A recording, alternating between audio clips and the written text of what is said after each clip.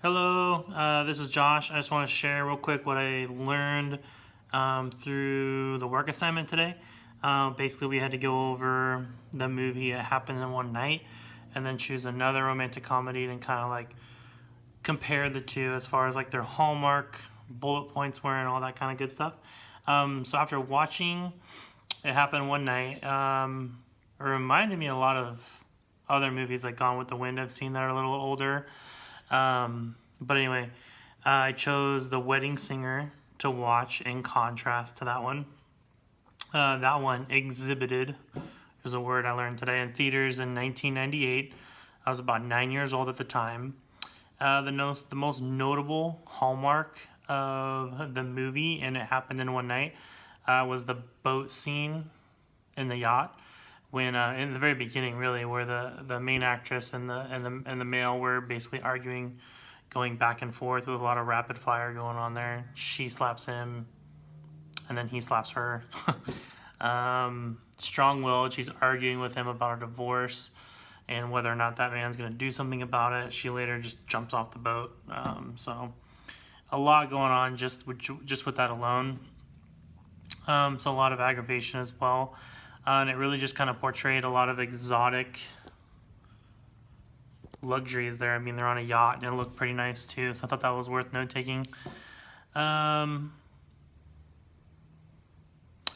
feel also most romantic comedies now have hints of these guidelines, these hallmarks. However, much of the dialogue is different as well. Like when you compare that with The Wedding Singer, things just kind of run a little bit more smoothly as far as the dialogue's concerned. I think that's just different because times are different. It's been 80 years. So modern day comical movies aren't as blunt 100% of the time and cold in the sense that, you know, older movies have. Like there's many points even later in the movie when she's getting on the train and she meets another gentleman and he's just like, get out of my seat, or, you know, you're this or you're that, and they're just blatantly being rude. Comes off cold. Whereas when you compare that with like Adam Sandler, like he at one point tries to convince his bride not to marry the gentleman in that movie by making fun of his last name, hoping that sways her from wanting to take his last name and marry her. So it's done a lot more like passively, which I've noticed. So you'll see that in The Wedding Singer. If you kind of go all the way towards the end of Wedding Singer and he's chasing her and wants to marry her and tries to catch her on the plane, there's an essence of true love there, which I familiarate more with, is he's actually singing to her with Billy Idol on the plane and writes a song for her, plays it on a guitar. He comes out. She kind of notices the song over the airwaves, and then he comes out and tells her he loves her and proposes to her. So that's later in the movie, Adam Sandler's movie. You know, and then I feel like It Happened One Night, like when you look at that same hallmark with that movie, it's really just mostly about like, is falling in love with this person logical? Is it the right thing to do? It's more of like a moral sense is kind of what I'm getting. It's not really like a chemistry kind of a thing, you know? And I think it's just because a lot of it's just so built up in the movies with rapid fire dialogue, aggravation.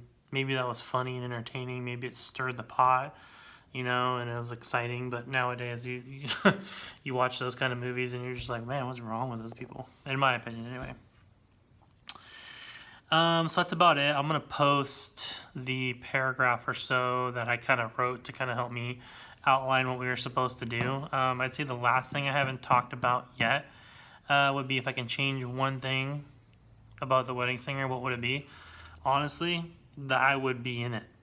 I mean, I love the movie. There really isn't much that I would want to change. I don't know if that qualifies as an answer, but it's awesome. I mean, I guess if I had to be more serious about that answer, and just to kind of make sure I hit all my bullet points, would be the woman did not seem strong-willed. She seemed very like, this is what I should do.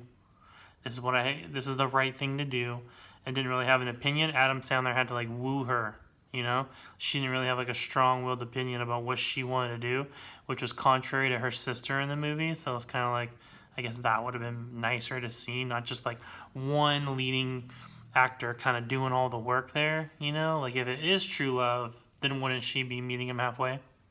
More evidence of that. I mean, she's on a plane getting ready to go marry him. Like, had he not done that, that wouldn't have happened. So you can argue, well, is it true love, or is it just his true love and not hers, and whatever. So that's probably a better answer, but I'll post the conversation I have in the chat after I upload this video. Thank you so much. Happy Labor Day.